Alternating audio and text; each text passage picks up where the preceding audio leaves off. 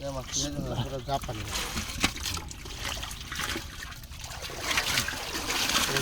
ঠান্ডা নিয়ে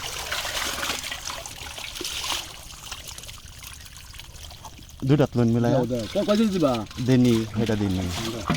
5 কেজি হয়ে গেছে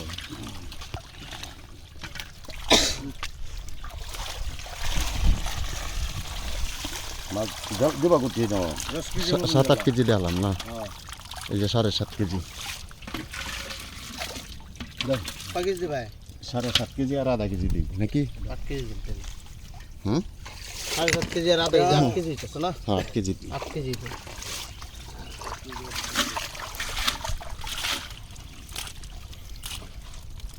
যাইস না